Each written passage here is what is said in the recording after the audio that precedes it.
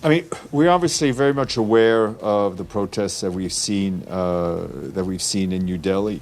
It is important that people wishing to protest peacefully be allowed to do so without the fear of harassment, the fear of arrest, or the fear of injury.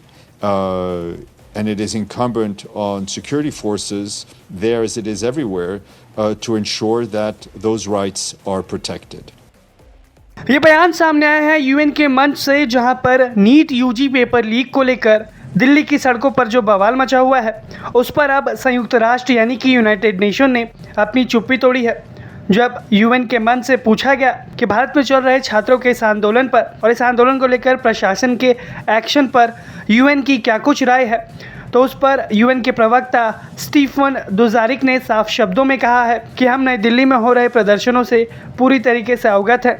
ये महत्वपूर्ण है कि जो लोग शांतिपूर्ण विरोध करना चाहते हैं, उन्हें बिना किसी उत्पीड़न, गिरफ्तारी या चोट के डर के ऐसा करने की अनुमति दी जाए। उन्होंने आगे ये भी कहा कि सुरक्षा बलों को नसीहत देते हुए कि ये उनकी जिम्मेदारी है कि वे लोगों की अधिकारों की रक्षा करें। यानी कि यूएन के मंच से यूएन ने ये संदेश दिया है कि शांतिपूर्ण प्रदर्शन जारी रहना चाहिए और उसका अधिकार सभी को है।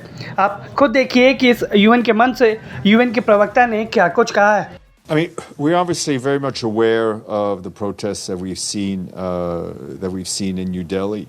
It is important that people wishing to protest peacefully be allowed to do so without the fear of harassment, the fear of arrest, or the fear of injury. And it is incumbent on security forces there, as it is everywhere, to ensure that those rights are protected.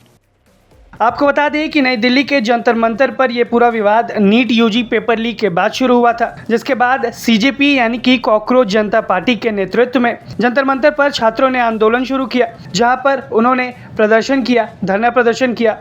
फिर इस प्रदर्शन में सोनम वांगचुक जी आते हैं और वो भूख हड़ताल पर बैठते हैं, जिन्होंने 26 दिनों तक का भूख हड़ताल किया। जिसके बाद जो 20 तारीख को सीजेपी एक संसद मार्च निकालती है, उस दौरान हिंसक झड़प होती है प्रदर्शनकारियों के बीच और दिल्ली पुलिस के बीच। उस दौरान दिल्ली पुलिस की ओर से प्रदर्शनकारियों पर स्ट्रिक्ट एक्शन लिया जाता है, उन पर लाठियां चलाई जाती हैं, जिसमें कई सारे लोग छात्र घायल हुए थे। दोनों तरफ की हिंसा में कुछ पुलिस वाले भी घायल हुए थे, लेकिन कई सारे छात्रों को भीषण चोटें आई। इस पूरे मामले को ही लेकर ये विवाद शुरू हुआ और सभी छात्र धरने पर अड़े हुए थे कि उनको शिक्षा मंत्री का इस्तीफा चाहिए। और अब सबसे बड़ा अपडेट जो इस खबर पर आ रहा है वो ये कि शिक्षा मंत्री धर्मेंद्र प्रधान ने अपना इस्तीफा प्रधानमंत्री मोदी को भेज दिया है। हालांकि सरकार की ओर से अभी इस पर कोई आधिकारिक मोहर नहीं लगाई गई है जब तक ये वीडियो रिकॉर्ड हो रहा है, लेकिन इससे प्रदर्शनकारियों के लिए एक बड़ी जीत मानी जा रही है, जहां शिक्षा मंत्री धर्मेंद्र प्रधान ने अपना इस्तीफा प्रधानमंत्री मोदी को भेज दिया है। लेकिन भारत में चल रहे इस पूरे जंतर मंतर के प्रदर्शन को लेकर यूएन की ओर से जो ये बयान आया है, इस बयान को लेकर आपकी क्या कुछ राय है, वो आप हमें कॉमेंट बॉक्स में ज़रूर बताएं। ब्यूरो रिपोर्ट, भारत तक।